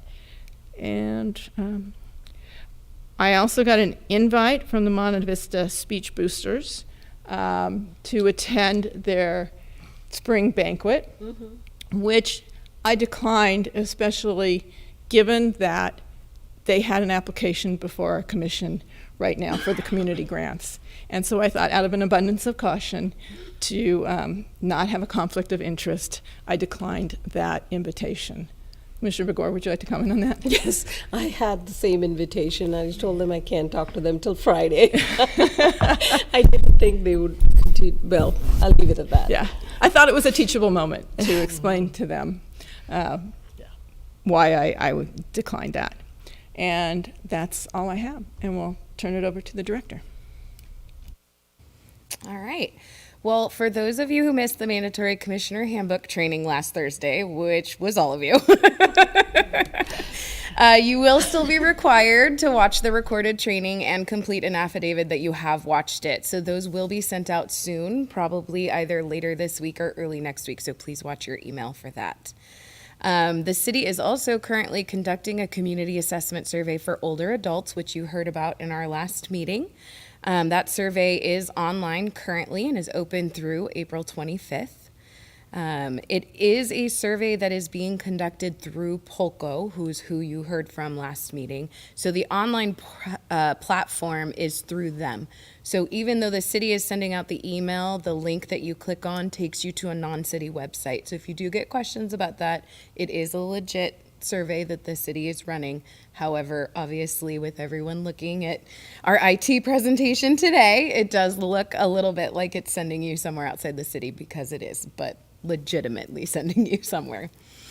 And for the fun stuff, this Saturday, April 8th, right outside, we have the Big Bunny 5K. Registration and packet pickup opens at 7 a.m. The 5K race begins at 8:30, and the Kids Fun Run begins at 9:30 on Library Field. We also have Hack Cupertino, Saturday, April 15th at 6 p.m. to Sunday, April 16th at 10:30 a.m. They work through the evening at the Quinlan Community Center. The Earth and Arbor Day Festival, Saturday, April 22nd from 11 a.m. to 3 p.m. on Library Field, right outside. And the Blackberry Farm Spring Swing Scramble, which is at the golf course, it's Sunday, April 23rd. That is sold out with a wait list. So we're very excited about that. It's the first year we've done something like that at the golf course. And then the Cherry Blossom Festival is Saturday, April 29th and Sunday, April 30th from 10 a.m. to 5 p.m. at Memorial Park. Thank you very much. Vice Chair Sharon, we're not looking for a lot of discussion or questions here, but not a lot of discussion or questions. I received in the mail my survey, and first the card, then the survey. So good job. Okay, if that's all there is. Oh, next thing we have future agenda setting and upcoming meetings.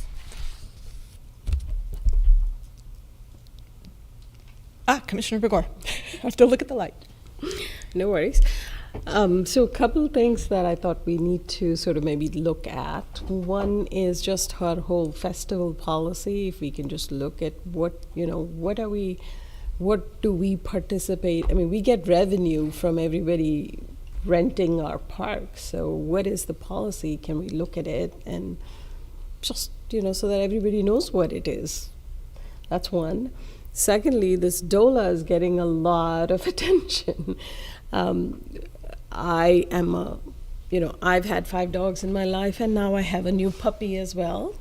So I'm a dog lover myself, but I think we've got a situation where we have the fox guarding the hen house. They self-report. But there seems to be people that are complaining that they can't use the parks, and this is not just one person. I've heard it from multiple people. So should we do a review of what's going on with the trial? Do we have staff following up? Just general just to be fair to everybody. So we don't have, one person feeling like, people feeling like just because we don't like dogs, we're not allowed to use the park. We don't want that situation to happen. So we should review it, see it good and clear from all sides. My ideas. So those are your ideas. Any other comments from commissioners? We would need seconds on both those items in order to put them on the list. Right. So what I think we will get a DOLA report at some point. I'm confident that we will, and it's part of the work program right now. And so I second that we should have a presentation on the progress of the DOLAs and the results that are coming out of that, the criteria, and whatever we need to know about that, the data that we've collected. Not sure when that will be, but we'll do that at an appropriate time. And the other one? It's just about the festival policies Oh, and how much money we earn out of that. Yeah. Just So, a sort of a review, like a director report. Kind of. can you turn on your... We have a field policy, right? So it's written and it's been distributed. So if there is a policy for field, like what you like to see, if it's already there, maybe you can distribute on email and we can read, and then if we have a question, we can come back to you instead of having someone make a presentation. So I think just distribute it out. It's study material for us, and that's all. I think and then we come up. For sure, it is useful for us to get that, but I think it would be useful for the public also to understand what's involved. So that's why a presentation would make more sense. Definitely, we would like to see the policy. The only comment I'll make about that is it probably would not be soon, because that is another thing that would end up probably being talked about with the budget items that are happening. And so things may change a lot with that policy. Yeah, so I think what I'm hearing is if you could send out the policy, and at some point we'll hear about the budget and bring it back if it's appropriate. Okay. So that's future agenda setting. Oh, we didn't do, I'm sorry, I skipped commissioner meeting, attendance at upcoming meetings at events. Commissioner Swamy was supposed to attend the last mayor's meeting. Do we know if she attended? I do not know. I'd have to check with Deborah. But yes, she was assigned to that meeting. Okay. And the upcoming meetings, just so we can confirm. Yes, so upcoming April 12th, we have Commissioner Butch, and the time actually did change as of this morning, so it will be at 5 p.m. next Wednesday, and they did send out an updated Zoom link, or an updated time on the Zoom calendar invite, so if you need me to resend anything, just let me know. And May 10th, we have Vice Chair Sheeran, and June 14th, we have Commissioner Begor.